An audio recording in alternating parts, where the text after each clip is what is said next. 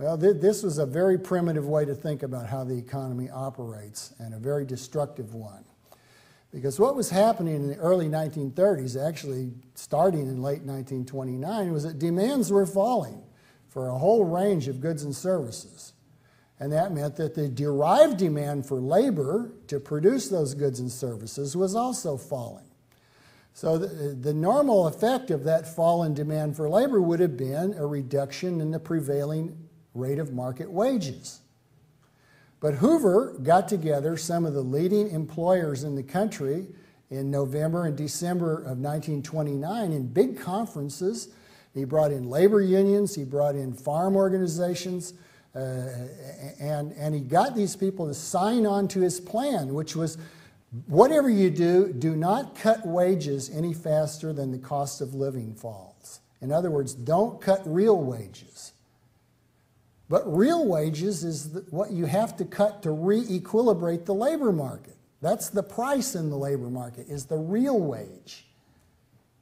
Unfortunately, a lot of these people, whether out of a desire to please Hoover or go along with him, or for other reasons, that's still an actively debated question in economic history, for whatever reason, many employers, especially in durable goods industries, where demand was falling fastest, did not cut real wages. In fact, they cut money wages so little that real wages actually went up, as their workers were finding that they could buy more with their earnings than they had before. But the necessary consequence of rising real wages, when the demand was falling for labor, was a gigantic amount of unemployment. So unemployment began to grow quickly in 1930. And it was already quite high by the end of 1930, and then it got worse and worse and worse until when we got to the beginning of 1933, almost 25% of the labor force seeking work was totally out of a job, and another 25% was involuntarily working at reduced hours. Spreading the work was all the rage in those days, both as a government policy and often as just an employer policy to try to keep some income going to the workers. So we've got half of the workforce that's not fully employed at that point, half of the workforce, and in some places where the workforce was heavily occupied in the production of durable goods, you know, the kind that goes into long-term projects, which weren't happening anymore, unemployment rates were 60 or 70%. You go back and look at some place like Youngstown, Ohio. Look at Pittsburgh. Look at any of the big industrial labor markets of the North and the Northeast, where manufacturing durable industrial goods was a concentration there. Those workers were in deep trouble. If you came out of college in 1929 and started looking for work, there was some fair chance you'd never get a real job for the next 10 years, even if you had a good education. Because as unemployment got higher and higher, an employer didn't have to hire a young person. They could hire somebody with experience for the same pay. And they did. So a lot of young people just had to fritz around, make do odd jobs, go to school when they didn't really want to go to school, and so forth. Rely on their parents, rely on relatives, rely on friends, knock around. That's how a lot of people got by. They scrapped. They had to scrap in the 1930s. Lots of people were living on practically nothing.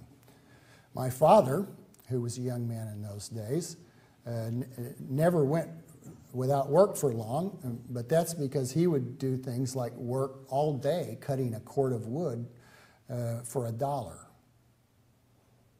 That's a lot of wood to split for $1.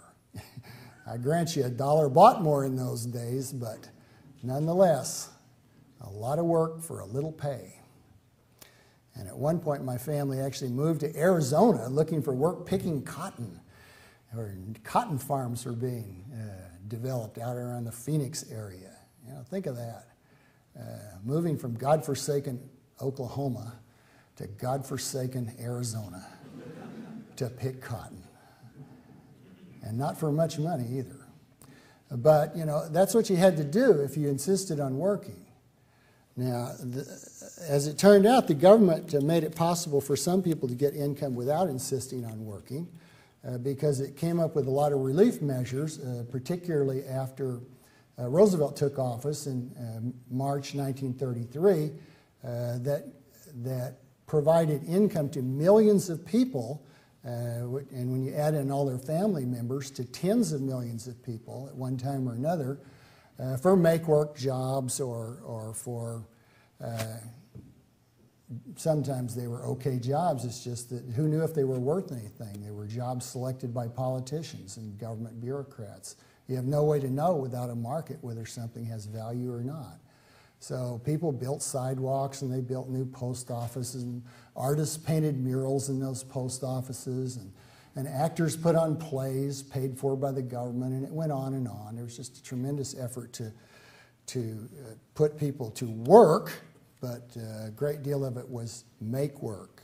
It's work that never would have happened had the situation been different.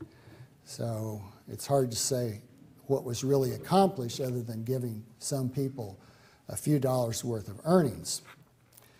It made a lot of people grateful, I'll say. To this day, you can find old fellows who were in the Civilian Conservation Corps, which was a government program created in 1933 to put young men into semi-military units and send them out in the country, the woods, the deserts, to build trails in parks and to build fire breaks and so forth. And a lot of these old CCC boys just love the CCC. They're now in their 80s and 90s. They think it saved their life. And in the circumstances, they got an argument. It's just that those circumstances didn't have to exist had it not been for the government policies being enacted and implemented at that time. It's not all that compassionate to create conditions in which people are starving and then pass among them, giving them little tidbits to eat. So that's the situation here. We had a lot of government activity under Hoover, including big tax increases, creation of the Reconstruction Finance Corporation, which interestingly did some of the things the government has done recently.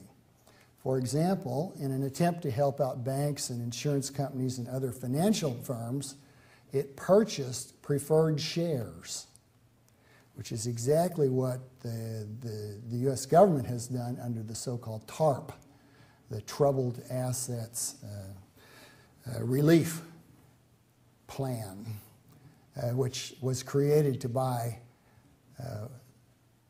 worthless assets from banks, but wasn't used for that purpose. And instead was used to give money straight to banks for preferred shares, or to give it to General Motors or to Chrysler or to AIG, the big insurance company, and to other people. But don't lose hope, my friends. Don't think that the government misled you when they said, the world will go to hell unless Congress approves this TARP program by October 3rd last year, which they did, because they're going to use it to buy some toxic assets. The program is starting to gear up now. I read an article just this morning. By the end of the month, it will be in operation, and the government will be putting $3 billion into this program to relieve banks of troubled assets. The banks are estimated to hold in this country something in excess of $1.4 trillion worth of these so-called toxic assets. So if you do the arithmetic, what you see is that this marvelous government program, which took over a year to get going, is going to purchase about 2/3 of 1% of those nasty assets and take them off the hands of those banks at prices they could never get in a free market, and reward all the wheeler dealers that are running the program with lavish fees. It almost makes you think there's hanky-panky afoot here sometimes, but maybe I'm just a terrible cynic. I've been accused of that. Now, what happened last September can only be described as panic. I happened to be traveling during part of that period, and so I was in hotel rooms equipped with televisions. Now, I have a TV at home, it's just that I don't watch it. And so I miss a lot of things that the rest of the world sees. I watch only Seattle Mariner baseball games because I'm an economist and I believe in specialization.